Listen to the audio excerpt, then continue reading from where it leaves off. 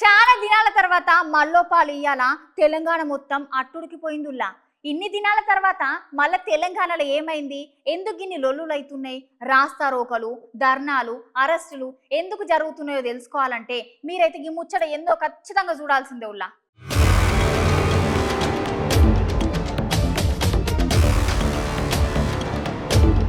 తెలంగాణ మొత్తం ఇవాళ బంద్లు రాస్తారోకలు ర్యాలీలతో అట్టడిగిపోయింది.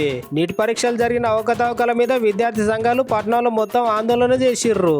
ఎట్లయినా నీట్ పరీక్ష రద్దు చేయాలని చెప్పి డిమాండ్ చేస్తుర్రు. అంతేకాదు నీట్ పరీక్షల పేపర్ లీకులు జరిగిన అక్రమాల మీద విచారణ జరిపించాలని, దోషుల మీద కఠినమైన చర్యలు తీసుకోవాలని డిమాండ్ చేసిర్రు. ఇవాళ విద్యార్థి సంఘాల చేయి గుర్తు పార్టీ లీడర్ల ఆధ్వర్యంలో ఉదయం 10:30 గంటలకు గాంధీ భవన్ నుంచి ట్యాంక్ బండ్, అంబేద్కర్ విగ్రహం వరకు భారీ ర్యాలీ కూడా చేసిర్రు. నీటిలో జరిగిన స్కామ్ బాధులైన వారి మీద చర్యలు తీసుకోవాలని డిమాండ్ చేస్తూ విద్యార్థి సంఘాలు భారీ ర్యాలీలు చేసిర్రు. ఈ ర్యాలీలో MP Chamala Kiran Kumar Reddy, Khairatabad MLA Danam Nagender sir, MLC Balmoor Venkat sir, అటెంకల్ యూత్ కాంగ్రెస్ లీడర్లు, మహిళా కాంగ్రెస్ నాయకులు మస్తు పెద్ద ఎత్తున పాల్గొన్న విద్యార్థులు పాల్గొన్నారు.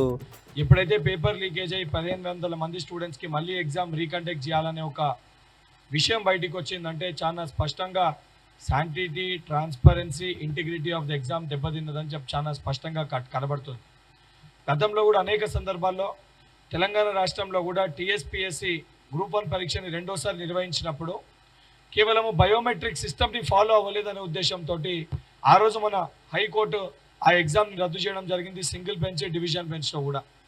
గతంలో టీఎస్పీఎస్సీ పేపర్ లీకేజ్ అయినప్పుడు ఇదే Bharatiya Janata party paper leakage అయిన మరుసటి రోజే అన్ని ఎగ్జామ్స్ని కూడా రద్దు చేయాలి, ట్రాన్స్పరెన్సీ, ఇంటిగ్రిటీ దెబ్బతిన్నది, టీఎస్పీఎస్సీ పైన నమ్మకం లేదని చెప్పి మాట్లాడినారు వారే.